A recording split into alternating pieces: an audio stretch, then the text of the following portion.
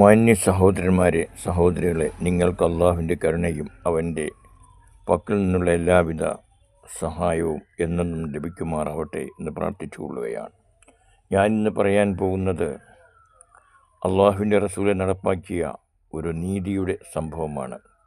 ഒരിക്കൽ മക്സും ഗോത്രത്തിലെ ഫാത്തിമ എന്ന് പറയുന്ന സ്ത്രീ കളവ് നടത്തുകയും അവരെ കൈവെട്ടുന്നതിൽ നിന്ന് മോചിപ്പിക്കാൻ വേണ്ടി നബിയുടെ അടുക്കൽ ശുപാർശയുമായി വന്നപ്പോൾ അള്ളാഹിൻ്റെ റസൂൽ കോപിഷ്ഠനായിക്കൊണ്ട് അവരോട് പറഞ്ഞു, ഇന്നമ അഹ്ലക്കല്ലദീന ഖബലക്കും, നിങ്ങൾക്ക് മുമ്പ് ഉള്ള ആളുകൾ നശിക്കാൻ കാരണം എന്തെന്നറിയുമോ? അന്നഹും കാനു, തീർച്ചയായും അവരിൽ ആയിരുന്നു, ഇതാ സർക്കഫീഹിം, അവരിൽപ്പെട്ടവർ മോഷ്ടിച്ചു കഴിഞ്ഞാൽ, അഷരീഫ, മാന്യന്മാരായ ആളുകൾ അവരിൽപ്പെട്ടവർ മോഷ്ടിച്ചു കഴിഞ്ഞാൽ, ഫത്തറക്കൂഹു, അവരെ ശിക്ഷിക്കാതെ വെറുതെ വിടും.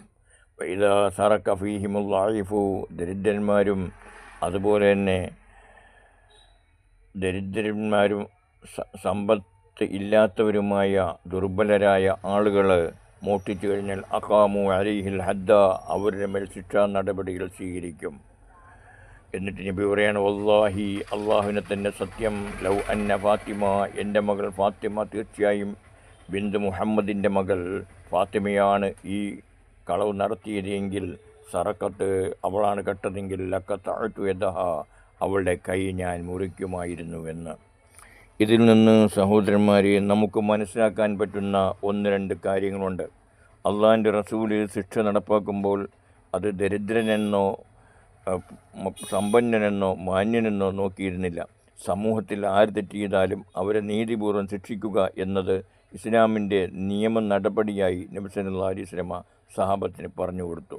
എല്ലാവരോടും തുല്യമായ നീതി, ഇരട്ട നീതി ഒരു രാഷ്ട്രത്തിന് യോജ്യമല്ല എന്നും, സ്വന്തം പാർട്ടിക്കാർ കളവും വഞ്ചനയും തട്ടിപ്പും നടത്തുമ്പോൾ പോലീസ് പിടിച്ചു കഴിയുമ്പോൾ ഇജ്ജിനങ്ങോട്ട് വിട്ടേരെ എന്ന് പറയുന്ന ആ വെറുതെ വിടുന്ന സമ്പ്രദായം അള്ളാഹിൻ്റെ റസൂല് നടപ്പിലാക്കിയില്ല. ആര് മോഷ്ടിച്ചാലും, ആര് കെട്ടാലും, ആരക്രമം നടത്തിയാലും, ആര് കൊലപാതകം നടത്തിയാലും അവർക്ക് ഉചിതമായ ശിക്ഷ അള്ളാഹിൻ്റെ റസൂല് വിധിക്കുമായിരുന്നു. അതാണ് നീതി എന്ന് പറയുന്നത്.